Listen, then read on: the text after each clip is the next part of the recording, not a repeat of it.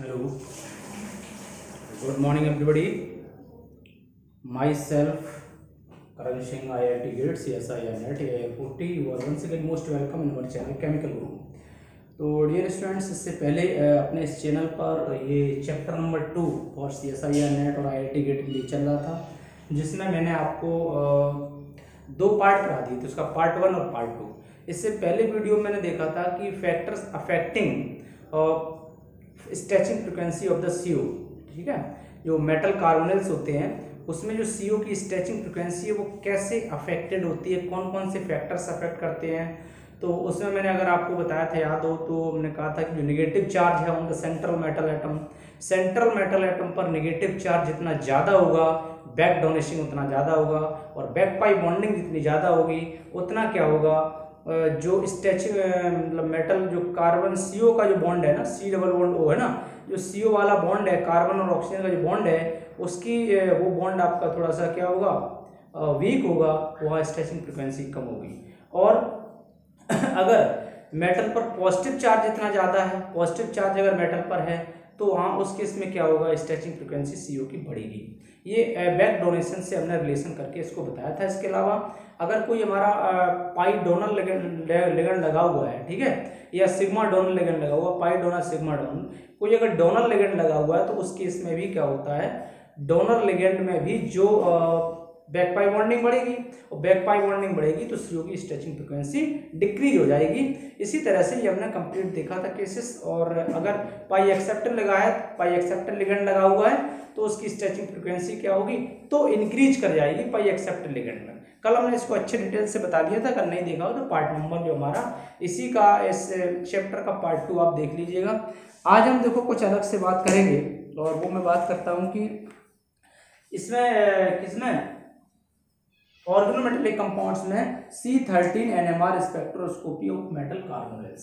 C13 NMR spectroscopy, C13 NMR spectroscopy of metal carbonyls, ठीक है। Actually देखो ये चैप्टर जो है ना, अब चैप्टर है OMC का, लेकिन इन्होंने जो है ना इसमें C13 NMR को लगा दिया है क्या कि ये सारी चीजें, इससे प्रॉब्लम्स जो बनती है ना वो थोड़ी कॉम्प्लेक्स बन जाती है प्रॉब्लम। जबकि C13 स्पेक्ट्रोस्कोपी पूरा अलग पार्ट है, इसमें हम लोग पढ़ते हैं H1 NMR, C13 NMR, P31 NMR, F19 NMR, ये सारी चीज़ें पढ़ते हैं। फिलहाल हम इसमें ज़्यादा डीप में नहीं जाएंगे, बस हल्का सा डिस्कशन देंगे। जब हम लोग क्या करते थे, अगर याद हो, H1 NMR हमने पढ़ा हुआ था, ठीक है। अगर आपने नहीं पढ़ा है तो सुन लीजिए। H1 NMR में क्या था कि जो आपका प्रोटॉन है, और प्रोटॉन में भी कौन सा, जिसका नंबर, इसका जो एटॉमिक मास है वो 1 है। वैसे तो उसके आइसोटोप्स होते हैं H1 H2 H3, जिसमें से जो हमारा H1 है ये हमारा NMR एक्टिव होता था, और जिसमें I की वैल्यू होती थी, न्यूक्लियर स्पिन क्वांटम नंबर, ये होती थी आपकी 1/2। और हाँ, एक और याद रखना कि कोई भी मॉलिक्यूल या कोई भी न्यूक्लियाई, वही न्यूक्लियाई NMR एक्टिव होगा, NMR एक्टिव वही न्यूक्लियाई होगा जिसके लिए I की वैल्यू नॉट इक्वल टू 0 हो, ठीक है। I की वैल्यू अगर नॉट इक्वल टू 0 है, अगर ध्यान रखना I की वैल्यू जिस मॉलिक्यूल के 0 है, अगर किसी के लिए I की वैल्यू 0 है तो वो मॉलिक्यूल NMR एक्टिव नहीं होगा। ये बेसिक चीज मैं बता दे रहा हूँ, ज्यादा डीप में नहीं जा रहा हूँ। तो इसमें क्या है कि जिन न्यूक्लियाई के लिए I की वैल्यू नॉट इक्वल टू 0 है, इसमें I की वैल्यू 1/2 हो, I की वैल्यू 3/2 हो, I की वैल्यू 3 हो, कुछ भी हो, लेकिन नॉट इक्वल टू 0 हो, तो जिसके लिए I की वैल्यू यानी कि nuclear spin quantum number, I को बोलते हैं न्यूक्लियर स्पिन क्वांटम नंबर, जिसके लिए I की वैल्यू क्या होती है, नॉट इक्वल टू 0 होती है, वो हमारा NMR एक्टिव होता है।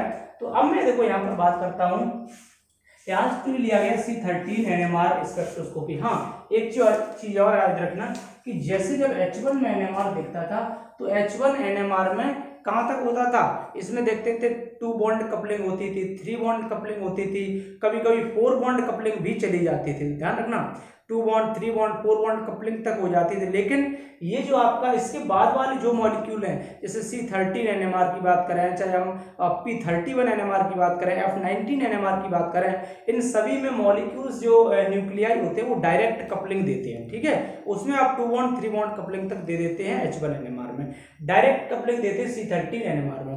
और C13 NMR की अगर हम बात करें तो एक बात देखेंगे कि वैसे तो कार्बन के आइसोटोप्स जो होते हैं C12 C13 और C14 आइसोटोप्स होते हैं, बट जिसमें से केवल और केवल ये वाला आइसोटोप्स है जो C13 वाला, यही आपका रेडियो एक्टिव, सॉरी ये जो होता है यही NMR एक्टिव होता है, ठीक है। इसमें और एक चीज और बता दें, NMR एक्टिव होने के साथ साथ जो आपका C13 है ना, इसमें आई की जो इसमें जो अगर इसका Na की बात करें है ना, Na का मतलब यहाँ पर है नेचुरल अबंडेंस 1.08 है। कितना है, मीन्स अगर कोई आपका कार्बन है, कोई मॉलिक्यूल है जिसमें जो कार्बन टोटल प्रेजेंट है, किसी मॉलिक्यूल में टोटल अगर कार्बन प्रेजेंट है, उस कार्बन का जो C13 पार्ट है 1.08% पार्ट आता है, मतलब वेरी स्मॉल अमाउंट में ये प्रेजेंट होता है।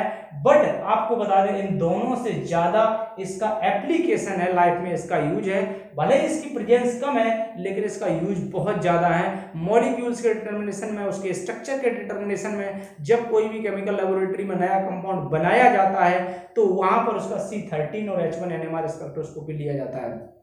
अब देखो, तो इसकी अगर हम नेचुरल अबंडेंस की बात करें तो ये होता है लगभग कैसे अप्रोक्सीमेटली 98%, मान लो थोड़ा बहुत कम ज्यादा हो सकता है, और ये लगभग 0.01% के अराउंड होता है। तो इस तरह से हम कह सकते हैं कि ये C13 NMR आपका C13 जो आपका एटम है, न्यूक्लियाई है, ये NMR एक्टिव है, इसके लिए भी आई की वैल्यू क्या होती है 1/2 होती है। आई आपका स्पिन न्यूक्लियर क्वांटम नंबर है, ठीक है। फिलहाल ये सारा डिस्क्रिप्शन देने की मुझे आवश्यकता नहीं थी, बट इसलिए दे दिया, शायद आपने NMR अभी ना पढ़ा हो। अब मैं बात करता हूँ सीधा कि C13 NMR spectroscopy of the metal carbonates, ठीक है। मेटल कार्बोनेट्स की C13 NMR की बात करेंगे। यहाँ पर कार्बोनेट्स, कौन सी बात कर रहा हूँ मैं, कार्बोनेट्स, ठीक है। CO, ये वो वाला CO नहीं देखेंगे कार्बन का, ठीक है, यहाँ पर CO वाला C देखेंगे। तो मैं कुछ एक एग्जाम्पल्स लेता हूँ, आपको बताना है। तो सपोज दैट हमने यहाँ पर एक मेटल लिया है और मेटल के साथ हमने ये लगा दिए, यहाँ पर ये हमने अरेंज किया CO और ये CO और यहाँ पर CO और ये CO कैसा है, ऑक्टाहेड्रल टाइप का कॉम्प्लेक्स है। अगर आपसे कहा जाए कि यहाँ पर CO के लिए ना तो कितने सिग्नल्स आएंगे, यहाँ पर CO के लिए, ये CO की बात कर रहा है, तो CO के लिए C13 NMR में कितने सिग्नल्स आएंगे, number of signals in C13 NMR अगर देखा जाए, इसका लिया जाए, बोलो। क्योंकि यहाँ पर ये मॉलिक्यूल टोटली पूरी तरह सिमेट्रिकल है ना, पूरा तरह सिमेट्रिकल है। देखो सभी पूरे जो 6 के 6 जो मॉलिक्यूल प्रेजेंट है, CO प्रेजेंट है, वो सारे CO सेम एनवायरनमेंट में हैं। और जब आपके सेम एनवायरनमेंट और उसमें जो कपलिंग देता है, ये किसके साथ दे रहा है, ये मेटल के साथ कपलिंग दे रहा है, इस वाले के साथ, ठीक है, ध्यान रखना। इसकी कपलिंग C13 किसके साथ हो रही है, मेटल के साथ हो रही है, ठीक है। और मेटल के साथ कपलिंग हो रही तो हमें क्या देगा, सिंगलेट देगा, और सिंगलेट देगा इन सभी 6 CO का हमें सिंगलेट मिलेगा। तो क्या मिलेगा हमें, सिंगलेट ऑफ 6 CO, क्या मिल जाएगा, सिंगलेट ऑफ 6 CO। तो 6 CO का है ना, 6 CO का हमें क्या मिल जाएगा, एक सिंगलेट मिल जाएगा।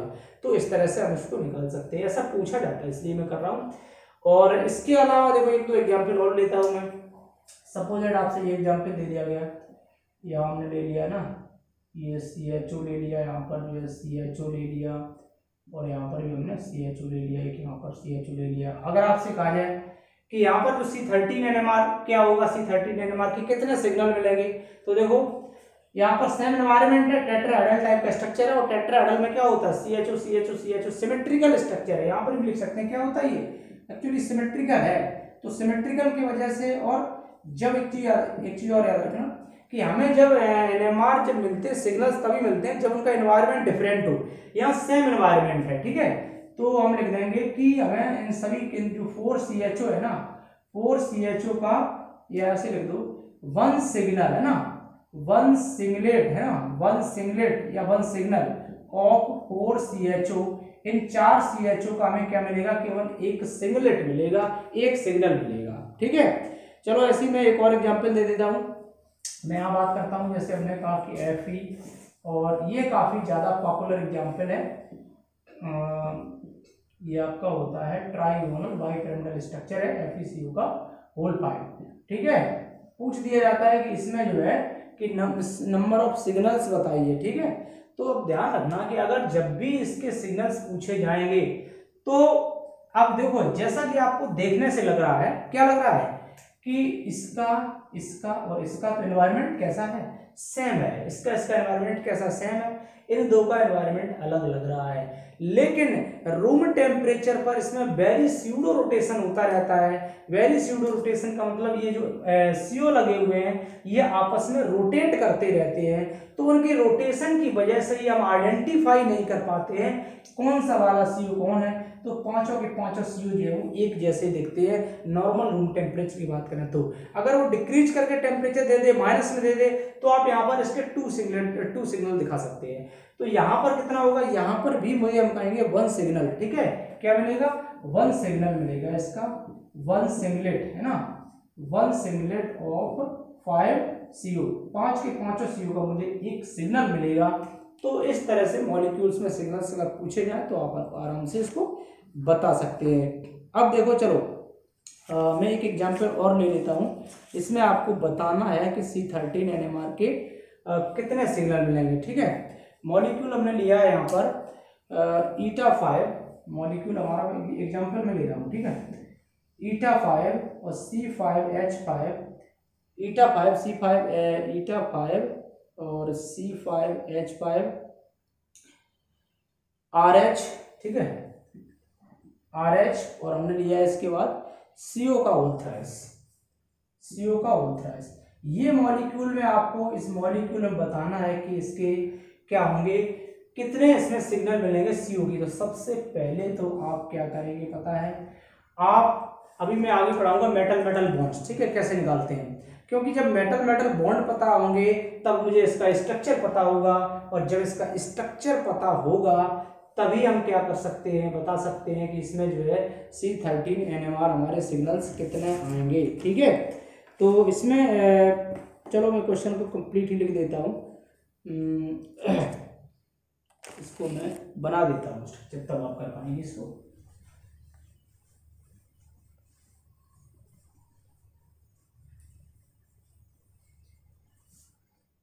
क्वेश्चन लिख ही देता हूँ। क्वेश्चन इस तरह से है, carbonyl resonance, carbonyl resonance, carbonyl resonance in C13 NMR, in C13 NMR, carbonyl resonance in C13 NMR spectrum, C13 NMR spectrum of eta 5 CP, eta 5 CP लिख दो या C5H5, C5H5 RH और CO का whole thrice. ये molecule आपको given है और कह रहा है कि अच्छा इसमें ध्यान रखना, जो RH के लिए जो वैल्यू है, RH यानी कि रोडियम के लिए जो I की वैल्यू है, RH के लिए जो I की वैल्यू है वो कितनी है 1/2, ठीक है। इसका मतलब यहाँ से ये पता चल गया, ये वैल्यू जरूर दे रखी होगी, जो मेटल होगा ना उसके लिए RH की वैल्यू दे रखी होगी कुछ ना कुछ, क्योंकि फिर तो अगर I की वैल्यू मान लो 0 होगी तो NMR एक्टिव ही नहीं होगा, तो ये कुछ ना कुछ वैल्यू आपको गिवन होगी ताकि वो NMR एक्टिव बना रहे। और इसके लिए सोज ए ट्रिपलेट, इसके बाद ये कह रहा है, इसमें पहले ही दे दिया है, सोज ए ट्रिपलेट, और ये कह रहा है कि मुझे एक ट्रिपलेट देता है, shows a triplet at -65 degree Celsius, at -65 degree Celsius, showing due to the presence of, ठीक है, showing due to presence of, ये किसके कारण है ना, प्रेजेंस ऑफ किसके कारण मुझे ये ट्रिपलेट देता है। अब मुझे देखना है, ऑप्शन में ले रहा हूं, ऑप्शन नंबर ए है, ए हमने कहा कि टर्मिनल CO के कारण, टर्मिनल CO है ना, और इसके बाद ऑप्शन नंबर बी हमारे पास है μ2CO, μ2CO, option number C है μ3CO, ठीक है, μ3CO, और ऑप्शन नंबर डी है μ5CO। तो समझना इसको, यानी कि μ2 की ब्रिजिंग है, μ3 की ब्रिजिंग है, μ5 की ब्रिजिंग पोजीशन पर CO लगा हुआ है। अब देखो कि इसमें जो है कैसे, मतलब कौन सा CO ऐसा है जो आपका इसको एक ट्रिपलेट दे रहा है, कौन सा CO इसको एक ट्रिपलेट दे रहा है। तो देखो यहाँ पर मैंने क्या किया, इसका जो स्ट्रक्चर बनेगा वो इस तरह से बन जाएगा, बीच में हम ले लेंगे RH, और RH के साथ हमारे पास 3 हैं, RH के साथ 3, तो हमारे पास 3 RH है, ठीक है। यहाँ मैंने ले लिया RH, RH और RH, ठीक है। इसके साथ लगा हुआ है Cp, तीनों के साथ एक एक Cp है, Cp एक इसके साथ Cp, ठीक है। इसके अलावा CO लगा हुआ है, तो ये हमने यहाँ लगा दिया CO, ये लगा दिया CO, और एक ये लगा दिया CO। यहाँ पर देखो तीनों के तीनों CO का सेम एनवायरनमेंट है, और सेम एनवायरनमेंट है तो इसका मतलब क्या हो गया जाकर के हम कहेंगे इस वाले CO का, देखो इस वाले CO का क्या आ रहा है बताओ, इससे और इससे बोलो दोनों से डबलेट आ रहा है, इस वाले CO का डबलेट आ रहा है, इस वाले CO का क्या आ रहा है, इस वाले CO का भी इससे डबलेट आ रहा है, इस वाले CO का इससे भी डबलेट, तो यहाँ पर क्या हो रहा है, डबलेट और डबलेट आ रहा है, डबलेट ऑफ डबलेट आ रहा है। तो डबलेट ऑफ डबलेट आ रहा है तो हम लिख देंगे इसके लिए क्या लिख देंगे, इसके लिए एक ट्रिपलेट लिख देंगे, ठीक है। तो 3CO shows ए ट्रिपलेट, तो यहाँ पर कह देंगे कि 3CO shows ए ट्रिपलेट।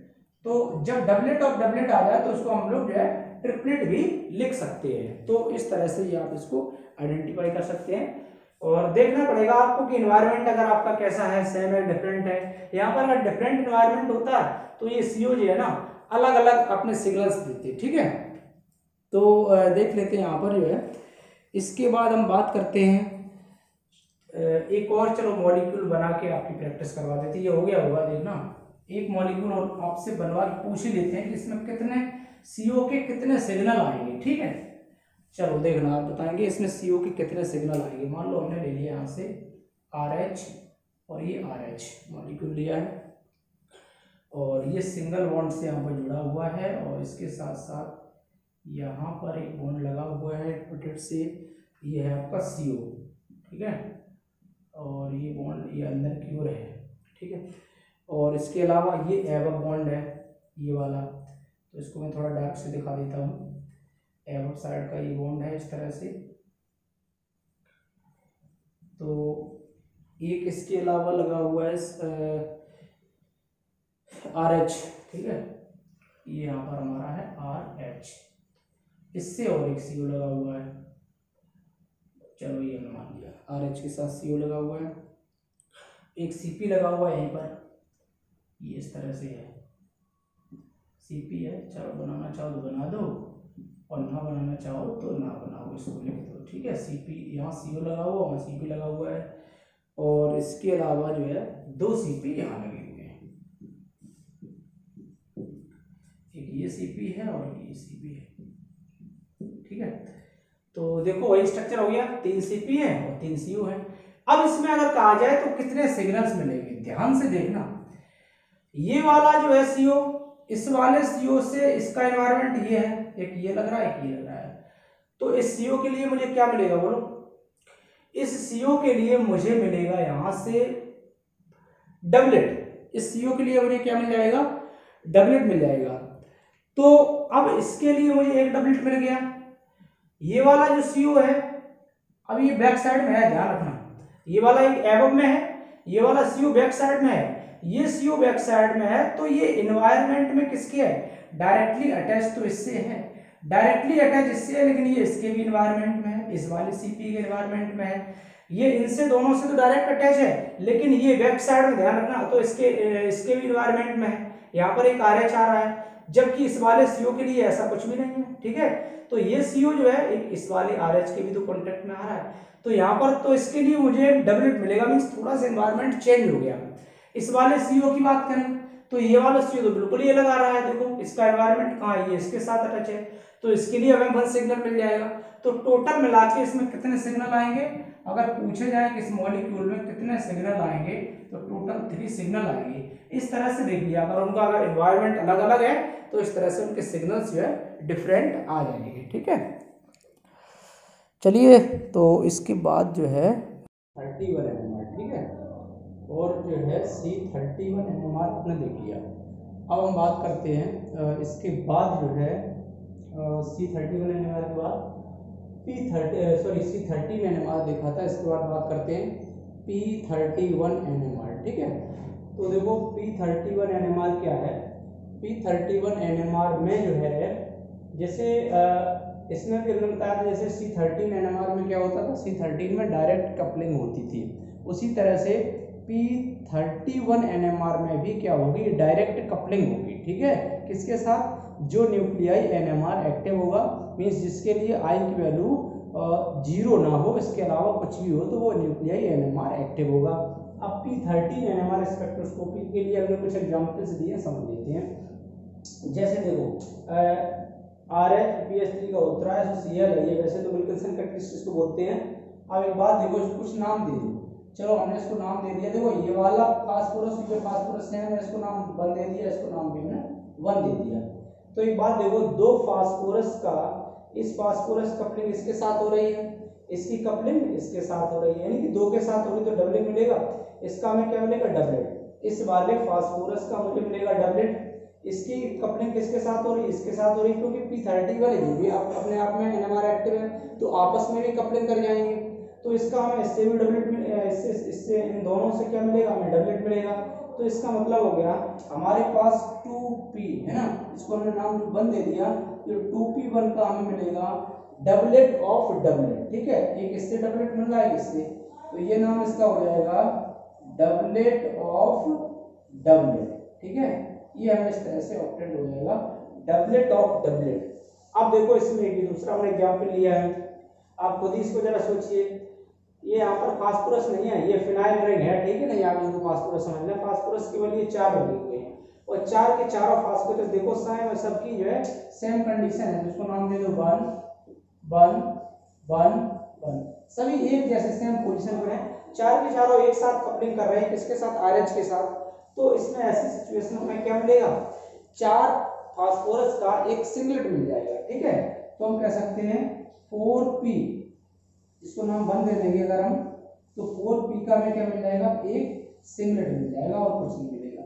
यानी कि पूछा जाए तो यहाँ पर कितने सिंगलेट, अच्छा AIT और थोड़ा रह गया, इसको हमने P1 नाम दे दिया, इसको हमने P2 नाम, ये फास्फोरस है, P31 है ये, तो इसकी भी कपलिंग होगी। एक बात देखो, इसकी कपलिंग किस किस से हो रही है, इसकी कपलिंग हो रही है, जबकि इसकी कपलिंग ऑलरेडी इससे ही हो चुकी है, इसकी कपलिंग इससे हो रही है, इसकी ऑलरेडी इससे कपलिंग हो चुकी है, इसकी कपलिंग इससे हो रही है, इसकी कपलिंग इससे हो रही है। इस सेकंड वाले फास्फोरस से कितने NMR एक्टिव न्यूक्लियाई से कपलिंग हो रही है, 3 NMR एक्टिव न्यूक्लियाई से कपलिंग हो रही है, तो 3 से हो रही है, तो हमें क्या मिलेगा, ट्रिपलेट मिलेगा। तो हमें इसका मिलेगा 2, इसका 1p है ना, एक 1p2 है ना, इसको हमने नाम 2 दे दिया है, तो एक फास्फोरस का हमें मिलेगा ट्रिपलेट, ये मिलेगा मुझे ट्रिपलेट, और जिससे ट्रिपलेट मिल रहा है ट्रिपलेट, इसका हमें ऑलरेडी इन दोनों का डबलेट मिल चुका है, तो triplet of doublet, triplet of doublet ये मिल जाएगा हमें, ट्रिपलेट ऑफ डबलेट, ठीक है, क्योंकि इससे ही दोनों आपस में कपल कर रहे हैं, ठीक है, तो वहां पर जो है ट्रिपलेट ऑफ डबलेट हो जाएगा। अब इसकी बात कर लिया हमने, तो 4p का हमें क्या मिलेगा, 4 के चारों p जो है वो एक जैसे है, मुझे इसका मिल जाएगा सिंगलेट। इनमें आप खुद ही प्रयास करो देखने का, ठीक है, पहले खुद से करो, फिर नहीं आ रहा तो मैं कर दे रहा हूँ, आपको बता दे रहा हूँ।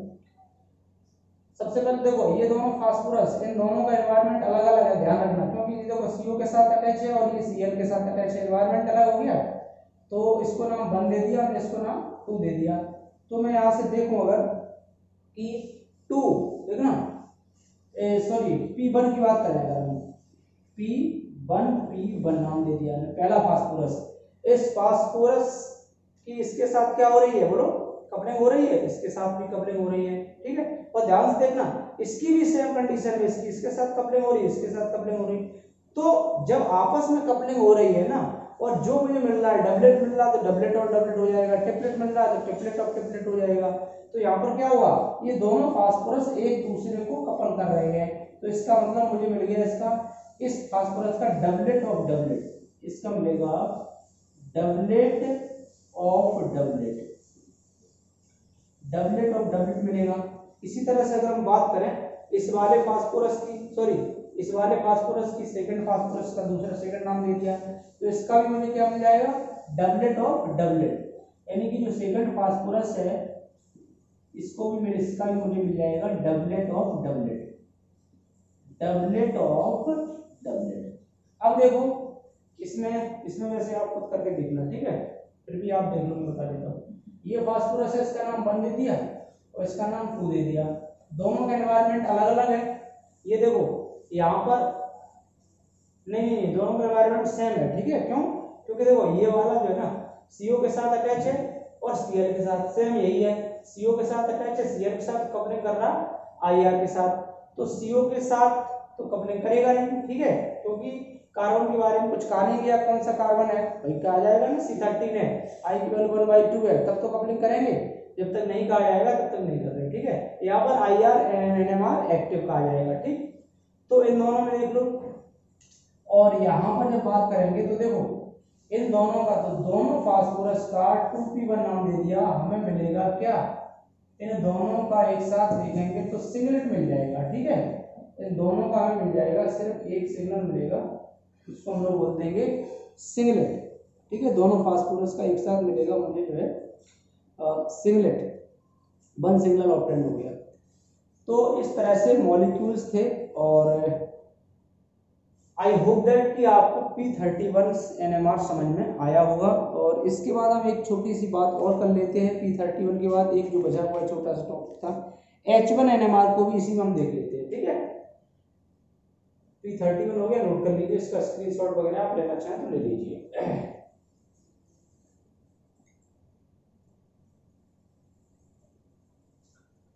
वैसे तो NMR की पूरी एक अलग ब्रांच है, लेकिन इसमें OMC में भी एक्चुअली है ना, आजकल थोड़ा सा मिक्स्ड प्रॉब्लम करके डाल देता है एग्जाम में, तो ये मिक्स्ड प्रॉब्लम जब आ जाती है तब इसमें ऐसा हो जाता है। H1 NMR की हम बात कर लेते हैं, ठीक है।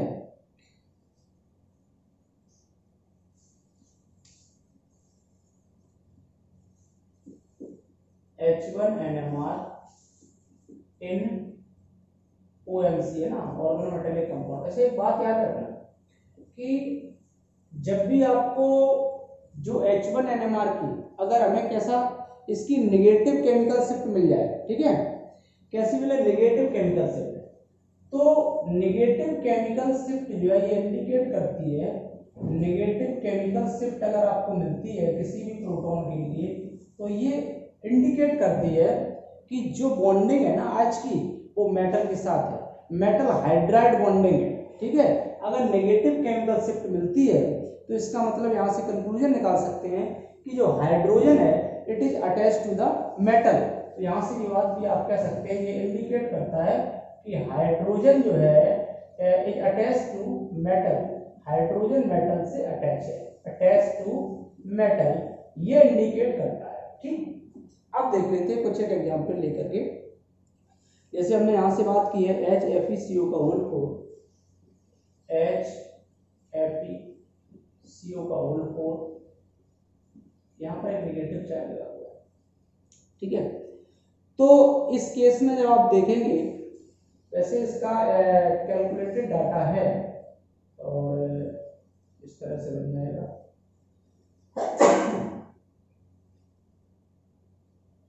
ये एक H लगा हुआ है, CO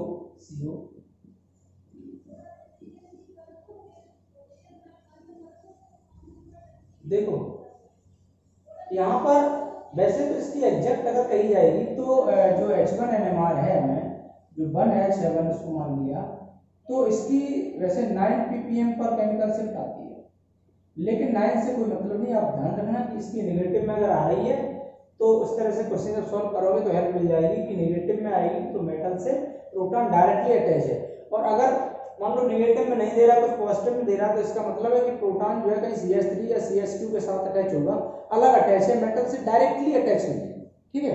इस तरह से एक दो एग्जाम्पल जैसे और भी लेते हैं, हम बात करते हैं M हमने ले लिया, M कोई मेटल है, इसके साथ एक हमने लगा दिया Cp, और इसके साथ हमने ले लिए 2 CO और एक हमने H लगा दिया। तो यहाँ पर भी क्या है, मेटल से डायरेक्टली अटैच है। अब आपसे पूछा जाए कि H1 NMR सिग्नल बताइए, इसमें कितने H1 NMR सिग्नल मिलेंगे, बताओ, आप ही बताओ, बोलो।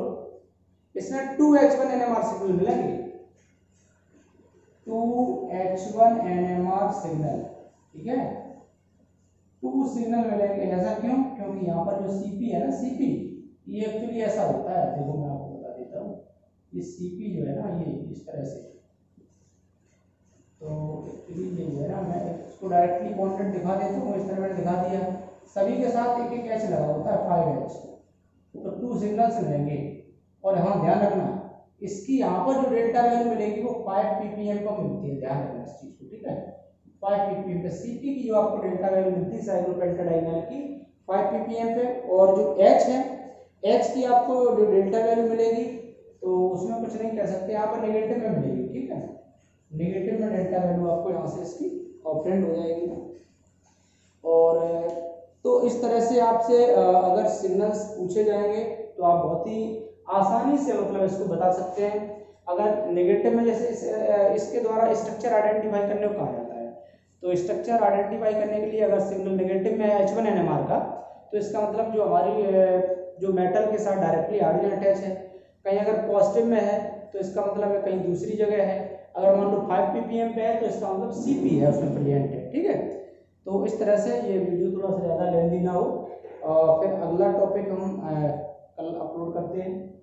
ओके, थैंक यू, जय हिंद, जय भारत।